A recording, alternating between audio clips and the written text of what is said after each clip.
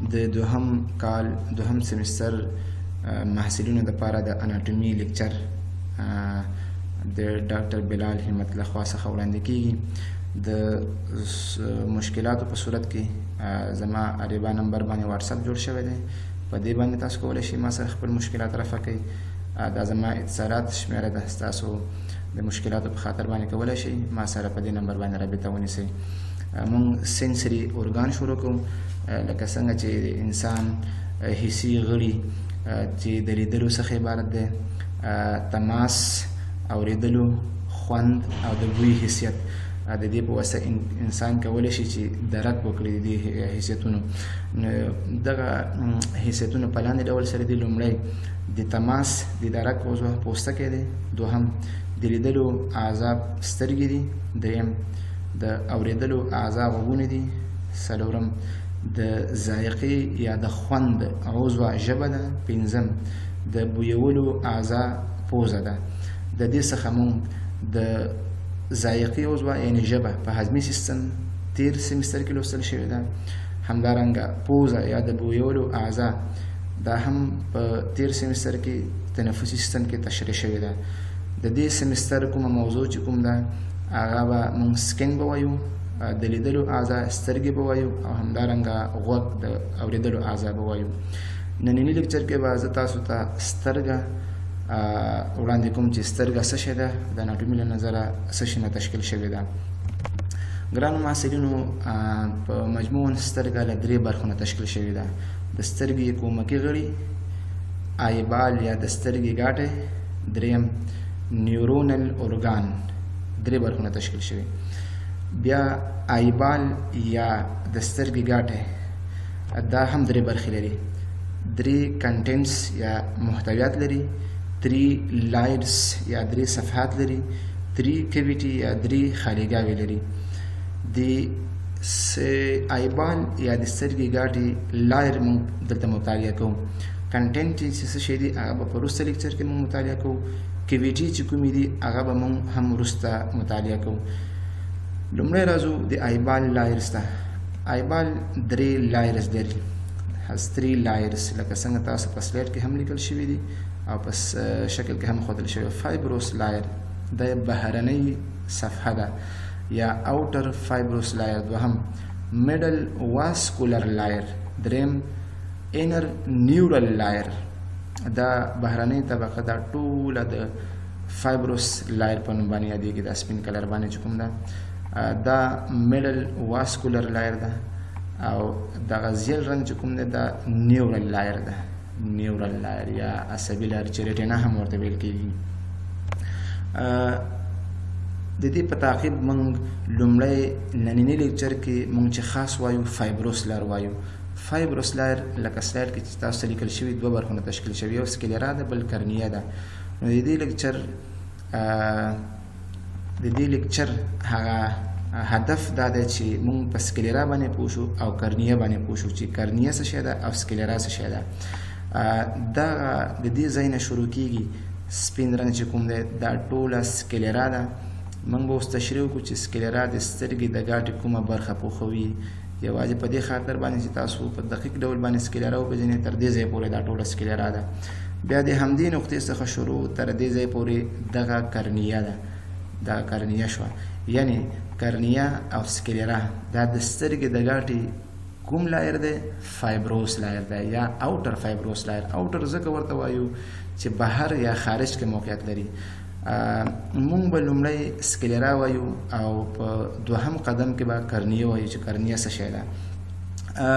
پاتې شو دا چې میډل واسکولر لایر د کوم برخو نه تشکیل شوی ده.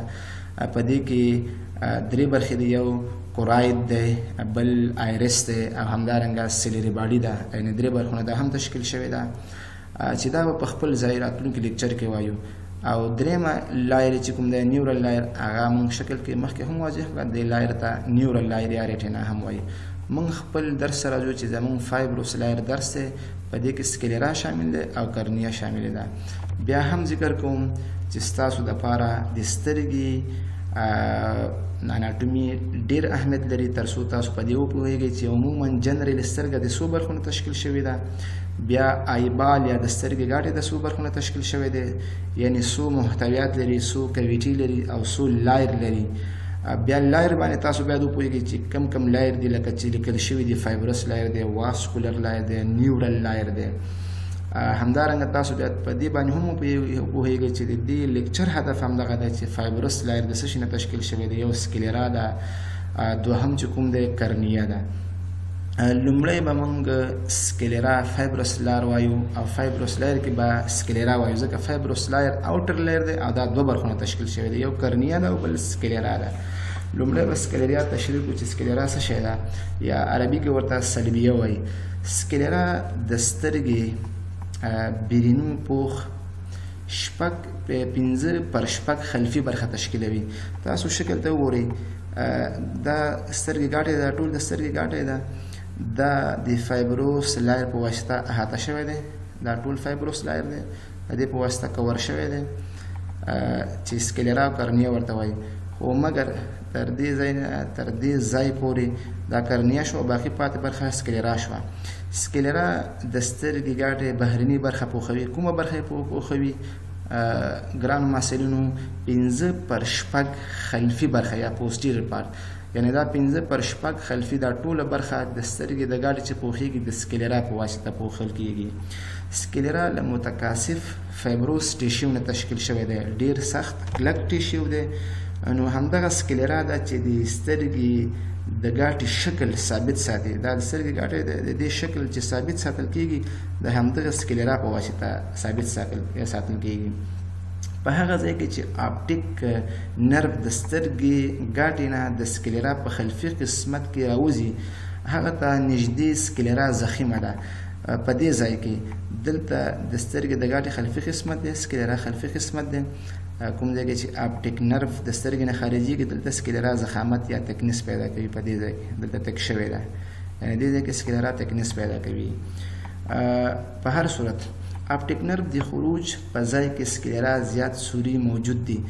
په دې ځای کې د سکلیرا نه زیات په دې سکلیرا په دې برخه کې زیات سوري موجود دي. دا په دې خاطر باندې دي چې د آپټیک نرو ځکه عصب د فایبر نه تشکیل شوی دی، تر څو دغه د آپټیک نرو فایبرونه د دې څخه خارج شي، د سترګې د ګاټې نه خارج شي او کرانیل کیویټي ته داخل شي. په دې علت باندې دی دغه سوري، او دغه سوري ته موږ لمینا کریبروسا وایو. لکه په دې شکل کې چې تاسو ته لمینا کریبروسا په اسانۍ سره ښودل شوې ده. دا وګورئ سکلیرا ده، د سکلیرا د ضخامت پیدا کړی دی او سکلیرا خلفي قسمت چې دلته آپټیک نرو خارجېږي په دې ځای کې سوري دي زیات په سکلیرا کې، او دغه سوریو له لارې آپټیک نرو فایبر خارجېږي د سترګې ګاټې ته، یعنې دغې ته موږ لمینا کریبروسا وایو چې په سلاید کې هم لیکل شوي دي. همداراز موږ وایو چې سکلیرا بهرنۍ برخه ده، بهرنۍ برخه سپین رنګ لري او همواره ده او د ټینونس کپسول په واسطه پوښل شوې ده. دا برخه د ټینونس یو کپسول ده، د هغې په واسطه پوښل شوې ده. دا برخه هم دا برخه لکه دا بهرنۍ برخه ده او سپین او همواره ده. همدغه سکلیرا تر کوم ځای پورې امتداد لري، یا ټینونس کپسول تر لیمبوس پورې امتداد لري. وروسته به راشي چې لیمبس څه شي ته ویل کېږي. دا به موږ د دې څخه یادونه وکړو چې لیمبس کوم ځای او د څه شي اتصال ته ویل کېږي. دغه کپسول له سکلیرا نه د ایپي سکلیرل په واسطه جدا شوی، یعنې ټینونس کپسول چې دلته وي د سکلیرا د اوټر سرفیس نه یا بهرني سطح نه د ایپي سکلیرل په واسطه جدا شوی دی. یا په لنډ ډول وایم چې د سکلیرا بیرونی سطح چې سپینه او همواره ده د ټینونس کپسول په واسطه پوښل شوې ده، او دغه ټینون کپسول بیا د سکلیرا د بهرني سطح نه د ایپي سکلیرل په واسطه جدا شوې ده. د سکلیرا که داخلي برخه وګورو، داخلي برخه نسواري ده، نسواري رنګ لري یا نسواري ده، او دغه د کوروید نه د سوپرا کوراید لمینا په واسطه جدا شوې ده. دا کوراید ده، کوراید طبقه ده، دا سور نسواري چې ښکاري. د کوراید نه چې جدا شوې ده د سکلیرا داخلي سطح د سوپرا کوراید لمینا په واسطه جدا شوې ده. سکلیرا په قدام کې یا په انټیریور کې تر کرنیه پورې امتداد لري. مخکې مې ورته اشاره وکړه چې د دې ځای څخه تر دې ځای پورې دا کرنیه ده چې د فایبرس لایر برخه ده، ځکه فایبرس لایر کې یو سکلیرا شامل ده او بل کرنیه شامل ده. نو په سکلیرا په انټیریور کې تر کرنیه پورې امتداد لري. د کرنیه او د سکلیرا اتصال نقطه یا د یو ځایوالي نقطه، دا نقطه چې کومه ده دې ته لیمبس ویل کېږي، چې موږ مخکې یادونه وکړه چې ټینونس کپسول تر لیمبس دې ځای پورې امتداد لري. نو لیمبس څه شی ده؟ د کرنیه او د سکلیرا د اتصال نقطه د لیمبس په نوم یادېږي. په دې لیمبس کې یو حلقوي یا سرکولر یا حلقوي قناتونه دي چې هغه د کانال اف سکلیم په نوم یادېږي. کانال اف سکلیم په دغه ځای کې کانالونه دي، حلقوي یا سرکولر قناتونه دي چې هغه د کانال اف سکلیم په نوم باندې یادېږي. چې اکویس هیومر دې ځای کې اکویس هیومر موقعیت لري. انټیریور چیمبر دی، پوسټیریور چیمبر دی. په دې کې اکویس هیومر موقعیت لري. چې اکویس هیومر څه شی دی په روان لیکچر کې به تاسو په واضح ډول په دې باندې پوه شئ. دغه اکویس هیومر په انټیریور سکلیرل وین کې د همدغې قناتونو له لارې تخلیه کېږي. یعنی په دې معنا چې دلته سکلیم کانالونه دي سرکولر، دغه اکوس هیمر د په انټیریور سکلیرل وین کې د دغه قناتونو له لارې تخلیه کېږي یا ډرین کېږي. سکلیرا باندې د سترګې ایکسټرینجک عضلات یا خارجي عضلات ارتکاز کوي. په دې ځای باندې که تاسو فکر وکړئ په دې سلایډ کې واضح ډول باندې ښکاري. دلته د سترګې خارجي عضلات چې موږ د سترګې خارجي عضلات لوستیو، سترګه دوه قسم عضلات لري، یو داخلي عضلات دی او بل خارجي عضلات دي. خارجي عضلات دي شپږ عضلات دي چې دوه ابلیک دي او څلور ریکټس دي. تیر درسونو ته مراجعه وکړئ، ټول ذکر شوي دي. نو د سکلیرا باندې د سترګې کوم عضلات د سترګې خارجي عضلات دلته پې انزرشن کوي. که تاسو دې ته وګورئ دغه پرده چې کوم ده دا د سکلیرا په نوم باندې یادېږي. دا سپینه پرده ده، متکاثف فایبروس ټیشونه تشکیل شوې ده او د سترګې ګاټې شکل دې په واسطه ثابت حالت کې ثابت ساتل کېږي. دا سکلیرا برخه ده. سکلیرا د سکلیرا کې دا که دغه سلایډ ته مونږ ګورو، په دې کې مونږ یو څه نقطه کتلی شو. یو مهم ساختمان لمینه کریبروسا ده. مهم ساختمان لیمبس دی د کرنې او د سکلیرا د اتصال نقطې ته څه شی ویل کېږي؟ لیمبس ویل کېږي. په لیمبس کې څه شی دي؟ لیمبس کې سکلیم کانالونه دي او همدغې اکوس هیمر په انټیریور سکلیرل وین کې د همدغه ساینس یا دغه کانال له لارې په څنګه کېږي؟ تخلیه کېږي. د دې نه وروسته موږ دا وایو چې د سکلیرا فورامینونه، یعنی دا معنا چې سکلیرا په خپل ټول امتداد کې دا د سکلیرا امتداد دی. د دې ځای نه نیولې تر دې پورې دا ټول د سکلیرا امتداد دی. د ټول امتداد کې سکلیرا د اعصابو په واسطه او همدارنګه د ویزل په واسطه سوری شوې ده. سوري به موږ وایو چې په کوم ځای کې دا سوری شوې ده. یو د اپټیک نرو په واسطه. وګورئ دا اپټیک نرو دی. تېر سلایډ کې هم موږ ویل دا اپټیک نرو دی. د سترګې د ګاټې یا د ایبال د پوسټیریور اینډ، ځکه دا د ایبال پوسټیریور اینډ دی او د انټیریور اینډ دی. د سترګې د ګاټې یا د ایبال د پوسټیریور اینډ په پوسټیریور میډیل کې سکلیرا سوری کوي. یعنی که په لنډ ډول وایم چې سکلیرا د اپټیک نرو په واسطه، دا اپټیک نرو د دې په واسطه سوری کېږي. په کوم ځای کې؟ د سترګې د ګاټې یا د ایبال د پوسټیریور اینډ په پوسټیریور میډیل کې سکلیرا سوری کوي. دوهم سیلری نرف او سیلری آرټري. تاسو وګورئ دا سیلری نرف دی او دا سیلری آرټري دی. دا سیلری لانګ او شارټ آرټري دی. دا هم سکلیرا سوری کوي. خو په کوم ځای کې سوری کوي؟ د اپټیک نرف د خروج د محل شاوخوا کې. یعنی دا معنا چې کوم ځای کې اپټیک نرف خارجيږي د دې شاوخوا سره، دا شاوخوا ده، دلته سکلیرا سوری کوي. دا دوه ځایونه شو. دریم anterior ciliary arteries and veins په دې ځای کې دا په لیمبوس ته نږدې سکلیرا سوری کوي. لیمبس موږ ویلې چې د کرنې او د سکلیرا د اتصال نقطه، دې نقطې ته لیمبس وایو. نو لیمبس ته نږدې ساحه، دا ساحه لیمبس ته نږدې ده او دلته چې سکلیرا سوری کېږي هغه د انټیریور سیلری آرټري او وین په واسطه سوری کېږي. همدارنګه څلور یا پنځه کوراید وینز هغه هم سکلیرا سوری کوي او د سکلیرا نه څه شي کېږي؟ خارجېږي. سکلیرا خپله اوعي یا وزل نه لري، په سکلیرا کې اوعي یا وزل نشته دي، مګر دلته لوز کنیکټیو ټیشو چې د کنجکټیوا او سکلیرا ترمنځ قرار لري، د کنجکټیوا او سکلیرا ترمنځ لوز کنیکټیو ټیشو دی، هغه قرار لري، هغه لرونکی د څه شي دی؟ هغه لرونکی د وزل دی، او سکلیرا بیا د هماغه وزل نه تغذیه کېږي، یعنې د تغذیه د هماغه وزل څخه ورځي. دوهم قدم کې په دې سلایډ کې چې موږ څه تشریح کوو هغه د فایبروس لایر دوهمه برخه ده، او د فایبروس لایر دوهمه برخه مخکې له دې نه چې دا تشریح کړم سکلیرا کې یو څه درې خبرې نورې کوم، په دې معنی چې په ماشومانو کې سکلیرا نری وي، همدا علت دی چې نسبتا لږ تور رنګ ښکاري، مګر په اډلټ کې دا سپین رنګ وي، ماشومانو کې نری وي، تور رنګ ښکاري. ولې تور رنګ ښکاري؟ ځکه د سکلیرا د لارې کوراید تور رنګ ښکاري. دلته تاسو ګورئ په دې کې ښه په واضح ډول باندې ښکاري، دلته کوراید دی، کوراید نسواري رنګ لري داسې، نو د دې سکلیرا له لارې دا کوراید ښکاري، نو ځکه سکلیرا په ماشومانو کې نری ده، کوراید ته ښکاري ځکه تور رنګ ډول باندې ښکاري. مګر په زړو خلکو کې د وازدې یا د شحم د رسوب له وجې سکلیرا زیړ رنګ ښکاري. دوه خبرې موږ زده کړې، یو دا چې ماشومانو کې سکلیرا نری ده نو تور رنګ ښکاري. ولې تور رنګ ښکاري؟ ځکه چې د سکلیرا د لارې د کوراید تور رنګ ښکاري. په زړو خلکو کې څنګه ښکاري؟ زیړ رنګ. ولې؟ ځکه د وازدې د رسوب له وجې نه سکلیرا زیړ رنګ ښکاري. سکلیرا وظایف: سکلیرا یو پروټیکټیو یا د ساتنې وظیفه لري، یعنی کوم فشار او زور چې د آیبال یا د سترګې په ګاټې باندې راځي د هغې د دفع سبب کیږي، یو وظیفه شوه. دوهمه، کوراید او ریټینا ته یا شبکې ته ثابتوالی او محکموالی ورکوي تر څو اپټیکي وظیفه اجرا کړي. کله چې د سترګې مضمون تاسو په طبابت کې مطالعه کوئ، اپټیکي وظیفه د سترګې تاسو په اسانه سره بیا پیژندلی شئ. دا د سکلیرا وظیفه ده چې کوراید او ریټینا شبکې ته ثابتوالی محکموالی ورکوي تر څو اپټیکي وظیفه اجرا کړي.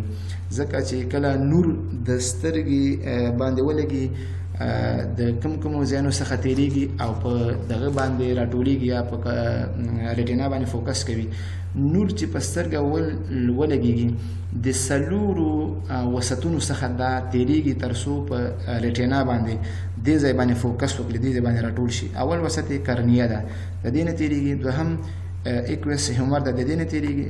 دریم لینس دی، دا درې شو. څلورم ویټروس باډي ده، د دې څلورو څیزونو نه نور تیریږي تر څو په ریټینا باندې فوکس وکړي یا ریټینا کې راټول شي.